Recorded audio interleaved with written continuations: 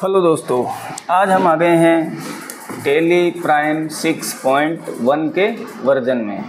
पहले तो आपको नए वर्जन के लिए अपना लाइसेंस अपडेट होना चाहिए। लाइसेंस आप कैसे चेक करेंगे अपडेट है कि नहीं? यहाँ पर F1 हेल्प का ऑप्शन है, यहाँ पर आप सेटिंग में जाएं और लाइसेंस पे क्लिक करें, मैनेज लाइसेंस। यहाँ पर आपको लाइसेंस की वैलिडिटी दिख रही है 30 जून 2026, यानी कि हमारा लाइसेंस अपडेट है। अब जो नया 6.1 रिलीज आया है उसमें आपको GSTR1 में B2B और B2C के लिए HSN समरी अलग अलग जनरेट करने के लिए वो वर्जन डाउनलोड करना पड़ेगा और काम उसी में करना पड़ेगा। काफ़ी सारे फीचर्स दे सकते हैं। वो B2B B2C का इतना प्रॉब्लम नहीं आएगा आपको, लेकिन आप जब नया वर्जन डाउनलोड करोगे तो अपने पुराने डाटा को कैसे माइग्रेट करोगे, कौन कौन सी सेटिंग्स है जो आपको डाटा माइग्रेट करते ही ऑन कर लेनी है। अगर आपने डाटा माइग्रेट करने के बाद वो सेटिंग्स ऑन नहीं की है तो आपको रिटर्न में और बिलिंग में बहुत सारी दिक्कत आएगी। तो स्टार्ट करते हैं हम। पहले अपन करेंगे डाटा को माइग्रेट। ये रौनक कंप्यूटर एंड अकाउंट्स का हमारा डाटा है। अब यहाँ पर ये आपको एक विंडो ओपन दिखाई दे रही है, उसमें फ़िलहाल आपको कुछ नहीं ये चेंज करना है, खाली कॉन्फ़िगरेशन में जाके ये ज़रूर चेंज कर लेना है कि आपको HSN मिनिमम कितने लेंथ के चाहिए। 4 डिजिट चाहिए, 6 डिजिट चाहिए या 8 डिजिट चाहिए, जैसे भी चाहिए यहाँ पर आप कर लें। और ignore difference in tax value up to 1 rupees. अगर आपके टैक्स में 1-2 पैसे, 5 पैसे, 10 पैसे का डिफरेंस है और एरर में नहीं आए GSTR1 3B में कोई भी इनवॉइस, तो यहाँ पर आपको 1 रुपये और मैक्सिमम 2 रुपये तक डाल सकते हो। यहाँ क्लिक करेंगे, ग्रेटर देन लेस देन दोनों को रखना है, फिर वापस एस्केप करते हैं और यहाँ पर करते हैं डाटा माइग्रेट। अब आपके डाटा माइग्रेट हो रहे हैं। अब इनमें क्या क्या चीज़ें अपने को ध्यान रखनी है, बहुत सारी ऐसी चीज़ें हैं जो अपने को ये माइग्रेट हो गए हैं मेरे डाटा। अगर आपके डाटा बड़े हैं तो हो सकता है उसमें थोड़ा टाइम लगे। यहाँ पर करेंगे हम एस्केप। अब आपको क्या क्या चीज़ चेंज करनी है, एक तो पहले अपन जाएंगे अल्टर में और यहाँ पर जाएंगे वाउचर टाइप में। ये क्यों जा रहे हैं? ये इसलिए जा रहे हैं, यहाँ पर जो सेल्स के वाउचर है, यहाँ पर जो ऑप्शन आ रहा है नंबरिंग, बिहेवियर ऑन, इंसर्टिंग और डिलीटेशन। अगर आप रिटेन ओरिजिनल वाउचर नंबर रखते हो, अगर बीच में आपको कोई नंबर ऐड करना है तो वो ऐड नहीं होगा। कैसे नहीं होगा, एक बार एग्जाम्पल देख लेते हैं। जैसे यहाँ पर मैंने सेल्स का वाउचर खोल लिया। अब मुझे यहाँ पर 6 नंबर बिल दूसरा ऐड करना है। ये गलती से मैंने 6 नंबर पे ऐड कर दिया, इसको मुझे 7 नंबर पे चढ़ाना था। तो बीच में पहले ऐड कैसे करते थे, बिल के ऊपर ही ऑल्ट आई करते थे, लेकिन मैं जैसे ही ऑल्ट आई कर रहा हूँ यहाँ देखिए 8 नंबर बिल ओपन हो रहा है।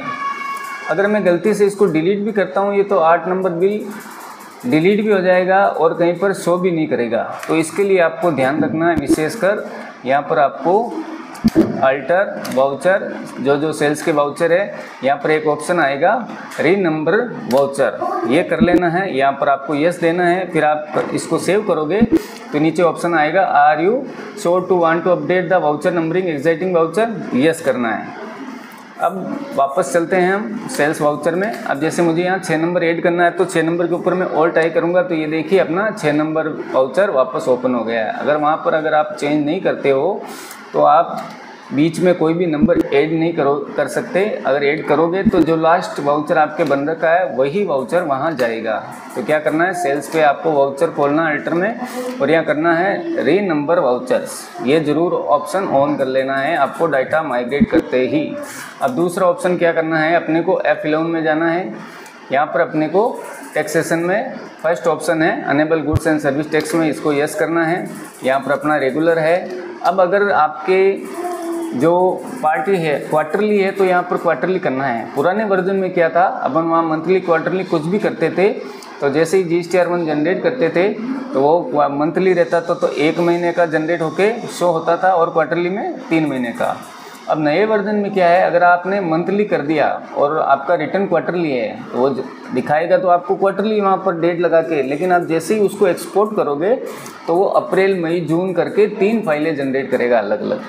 तो यहाँ पर आपको क्या कर लेना है, क्वार्टरली, अगर क्वार्टरली है, मंथली है तो मंथली। यहाँ आपको ये डेट पूछेगा, आपको डेट का विशेष ध्यान रखना है। यहाँ पर अगर आप डेट मिस हो गए तो जो जो चीज़ें यहाँ पर ऑटो जो अगर डेट ले लेता है तो जिस डेट को ये यहाँ इफेक्टिव डेट ऐड करता है उसी डेट के बाद में वो सारी चीज़ें लागू होगी। तो आपको यहाँ पर न्यू इफेक्टिव डेट जहाँ से आपकी कंपनी है 2024 है 25 है, तो यहाँ डेट सावधानी से डालनी थी। कनेक्ट टू जीएसटी डिटेल, अगर आपको जीएसटी पोर्टल से इसको टैली को कनेक्ट करना है तो यहाँ आईडी पासवर्ड डाल सकते हो। इसमें अपन बाद में एक वीडियो बनाएंगे। अब आपकी ई इनवॉइस एप्लीकेबल है तो यहाँ पर यस कर लेना है, ई वे बिल एप्लीकेबल है तो यस कर लेना, अन्यथा इसको नो कर लेना है। यहाँ पर और भी कोई भी आपको चीज़ यहाँ पर छेड़ने की फ़िलहाल ज़रूरत नहीं है। एक चीज़ यहाँ पर और करनी है, अपने को करना है कंट्रोल के साथ में आई। कंट्रोल आई आप जैसे ही करोगे तो यहाँ पर देखिए आपको कुछ फंक्शन दिखाई देंगे। अगर आपके काम के हैं तो इनको छेड़ना है, वरना आपको यहाँ पर कोई चीज़ नहीं छेड़नी है। अब मेन जो अपना सिस्टम है जिसको अपने को चेंज करना है वो है set alter company GST rate और अदर डिटेल। यहाँ पर यस करना है अपने को। यहाँ पर अपने को नॉट डिफाइंड ही रखना है। यहाँ पर किसी भी तरह की चीज़ आपको ऐड नहीं करनी है। अपने को जो जीएसटी संबंधित चीज़ें है वो आइटम पे ही ऐड करनी है, लेजर पे, वाउचर पे, ग्रुप पे और कंपनी पे ऐड नहीं करनी है। यहाँ पर आपको HSN 4 डिजिट के हैं, 8 डिजिट वो लेन सेट करनी। यहाँ पर आपको कंट्रोल आई करना है, फिर आपको जाना है शो मोर में जैसे ही करोगे तो नीचे एक ऑप्शन देखिए इन्होंने दबा रखा है, सेपरेट B2B और B2C HSN summary applicable from. ये यहाँ से आपको यस करनी पड़ेगी। आपको B2B और B2C की HSN समरी कब से सेपरेट करनी है वो डेट डालनी है। मान लीजिए मुझे तो 1 अप्रैल 2024 से चाहिए तो मैं यहाँ 24 कर लूँगा, 25 से चाहिए तो 25 कर लूँगा। एंटर करके इसको सेव करेंगे।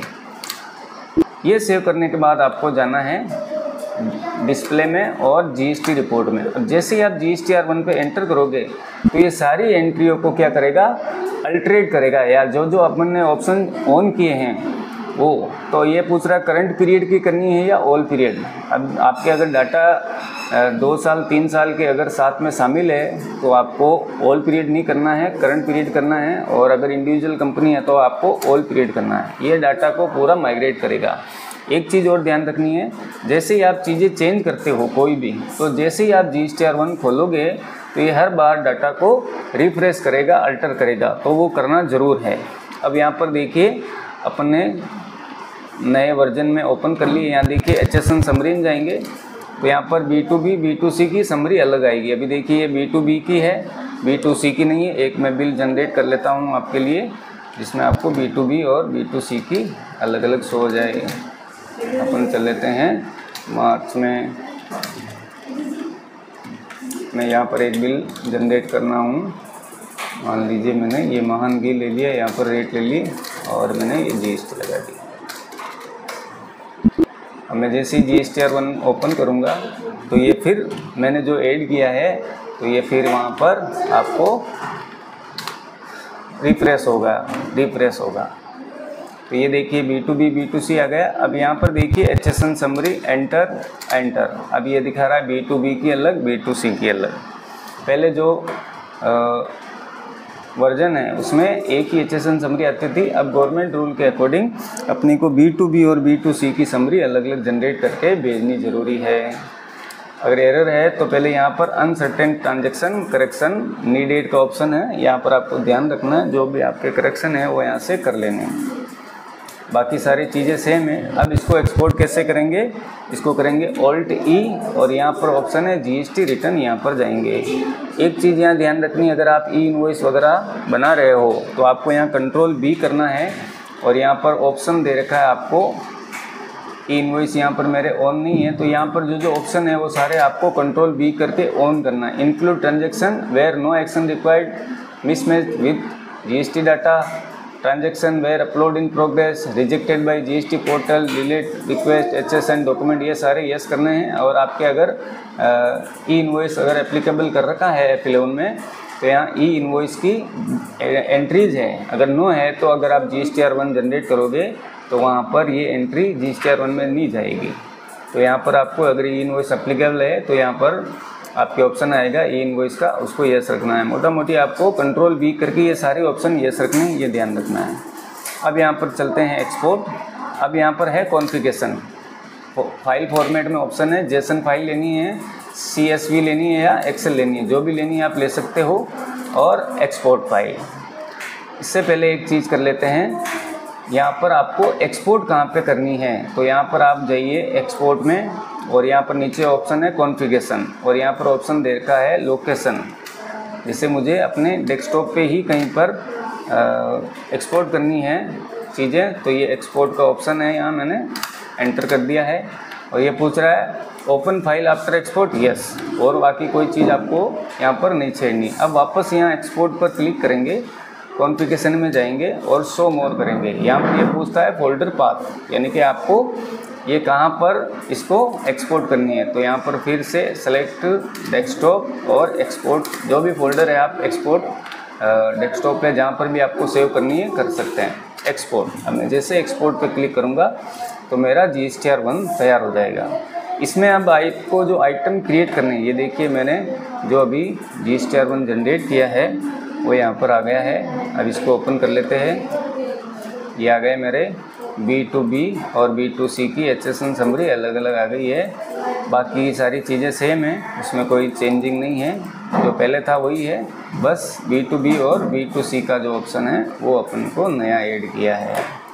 अब इसमें थोड़ा सा आइटम जैसे क्रिएट कर रहे हो आप, तो उसमें थोड़ा सा ऑप्शन चेंज है। अब आइटम कैसे क्रिएट करेंगे वो देख लेते हैं। हम क्रिएट में जाएंगे, स्टॉक आइटम पे आएंगे। जैसे मैंने कोई भी आइटम क्रिएट कर लिया, वीवो मोबाइल का V30 ग्रुप अगर चाहिए तो मैं यहाँ जनरेट कर लेता हूँ। अब ग्रुप में भी आपको ध्यान रखना है, जैसे आप ग्रुप बना रहे हो, जैसे वीवो मोबाइल बनाया तो यहाँ should quantity of item be added, इसको यस रखना है। अब यहाँ पर आपको क्या करना है, पहले जो ग्रुप में ऑप्शन था वो नीचे यस करके ऑप्शन आता था, तो वहाँ नो रखते थे, अब यहाँ पर ये बाहर ही दे दिया। तो यहाँ पर क्या करना है, as per company stock, as per company, यहाँ पर अपने को कोई फीडिंग नहीं करनी है, क्योंकि अगर ग्रुप पे आप GST अनेबल करते हो तो अगर आपने ग्रुप गलती से रॉन्ग डाल दिया है तो आपका GST भी रॉन्ग लगेगा। तो आपको क्या करना है,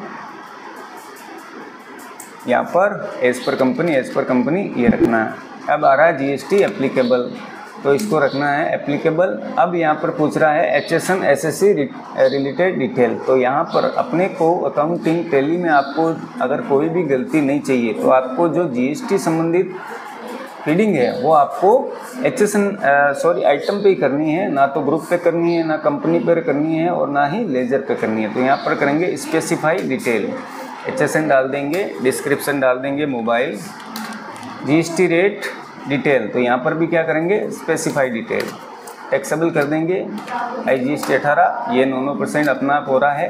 अगर शेष है आपके तो यहाँ से based on value, based on quantity, value on quantity दोनों ही ले सकते हो।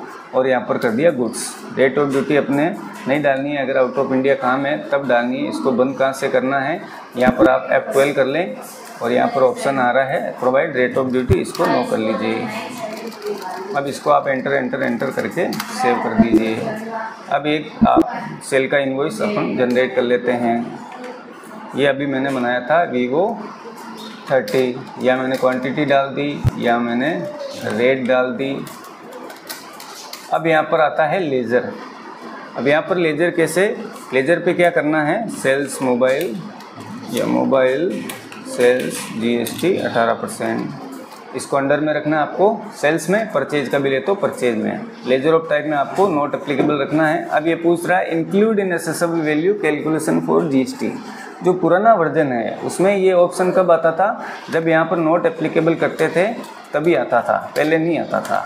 अब इसमें यहाँ पर ऊपर ही दे दिया है, तो अपने को इसको नॉट एप्लीकेबल रखना है। एप्लीकेबल कब रखना है, जब किसी डिस्काउंट का, फ्राइट फॉरवर्डिंग का बिल में कोई ऐसा डिस्काउंट का या कोई एक्सपेंसेस लगा रखे हैं और उस पर भी GST लगाना है, जो आइटम पे GST वही लगाना है, तब चालू किया जाता है। अपने मोबाइल सेल्स या परचेज के लेजर में यहाँ पर नॉट एप्लीकेबल रखना है या एप्लीकेबल।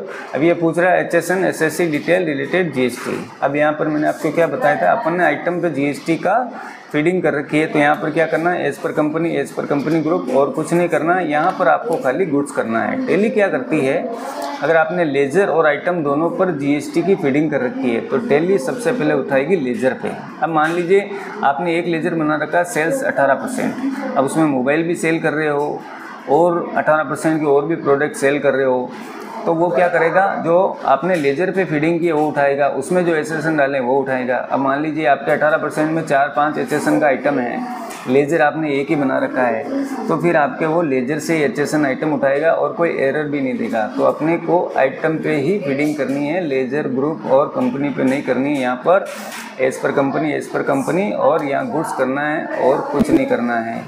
एक चीज़ आपको ध्यान रखनी है, आप जब भी कोई करेक्शन करें तो इसमें नए जो वर्जन में आपको एक डेट पूछता है कि एप्लीकेबल कब से करना है। तो आपको ध्यान रखना है जो ईयर की आपकी कंपनी है 1 अप्रैल 2025 से है, 24 से है, तो वहाँ 1 अप्रैल 2025 या 1 अप्रैल 2024 ही डालनी है, अन्यथा वो जो करंट डेट है वो उठाएगा, तो उसमें फिर आपके मिसमैच की प्रॉब्लम आएगी। तो CGST का लेजर अलाइज का मतलब है, इसका हमने शॉर्टकट नाम दे दिया 1 नंबर पे। इसको अंडर में रखना duties and taxes, GST, CGST का CGST, SGST का SGST। C का मतलब है सेंट्रल गुड्स सर्विस टैक्स और S का है state goods and service tax. अब ये UTGST का मतलब है यूनियन टेरेटरी GST। अगर यूनियन टेरेटरी है तो वहाँ पर जो यूनियन टेरेटरी है वो इसको SGST की जगह UTGST सेलेक्ट करेगा। अपने को यहाँ कुछ नहीं करना है, किसी भी तरह का कोई भी परसेंटेज वगैरह नहीं डालना है। अब SGST का भी वैसे ही बनाना है आपको। अब देखिए राउंड ऑफ। अब राउंड ऑफ ऑटो कैसे आता है? राउंड ऑफ को मैंने जैसे अलाइज कर लिया है 5 पे, तो यहाँ पर इनडायरेक्ट एक्सपेंसेस इनकम किसी में भी आप डाल सकते हो। जब मार्च क्लोजिंग होगी तब आपको पता चलेगा ये एक्सपेंसेज है ये इनकम। अगर उसका डेबिट बैलेंस है तो वो एक्सपेंसेज रहेगा और अगर क्रेडिट बैलेंस है तो वो इनकम होगा। अब यहाँ पर करना आपको इनवॉइस राउंडिंग, जैसे मैंने नॉट एप्लीकेबल कर दिया तो ये ऑटो नहीं लगेगा। यहाँ करना इनवॉइस राउंडिंग, नॉर्मल राउंडिंग 1 रुपये तक करना है और एंटर GST नॉट एप्लीकेबल रखना है, ये ऑटो आएगा। अब मान लीजिए मैं किसी आइटम में कुछ करेक्शन कर रहा हूँ, कंट्रोल एंटर करके आप किसी भी लेजर और आइटम में अल्टर में पहुँच सकते हो। तो इस पर गया मैं। अब मैं जैसे मान लीजिए यहाँ पर HSN की संख्या बढ़ा रहा हूँ, तब देखिए ये एक डेट पूछेगा। मैं जैसे इस आइटम को सेव कर रहा हूँ ये डेट पूछ रहा है, ये कह रहा है effective date of revise GST detail. आपने जो HSN चेंज किए है उसको किस डेट से लागू करना है। तो यहाँ पर आपको ध्यान रखना है, अगर कोई GST की अगर रेट चेंज है तो वहाँ पर वो डेट डालनी है जब से आपको GST की रेट करनी है, या HSN आपको चेंज हुए हैं। अगर अन्यथा आपने गलती से 4 ही डाले थे बाद में 6 किया तो यह आपकी जो कंपनी स्टार्ट है 2024 या 25 तो वो डेट डालनी है। अगर आपने डेट या ऑटो जो डेट आई वो अगर ले रहा है तो आपके वो मिसमैच में तकलीफ आएगी, और जिस डेट से आपने एप्लीकेबल किया वहीं से वो HSN उठाएगा। पुराने जो बिल या इनवॉइस जनरेट कर रखे हैं उसमें वो HSN नहीं उठाएगा। तो ये थोड़ा ध्यान रखना आपको। फिर इसको सेव करना है, धीरे धीरे सेव करना है। अगर कोई प्रॉब्लम होगी तो यहाँ नीचे एरर ज़रूर आएगा। अब चलते हैं GSTR1 में वापस। ये आ गए GSTR1 में। अब जैसे ही मैंने वो HSN चेंज किया तो ये पूछ रहा है यहाँ पर डाटा को वापस से रिफ्रेश करना है, तो यस करना है। वो एक वाउचर मैंने किया था।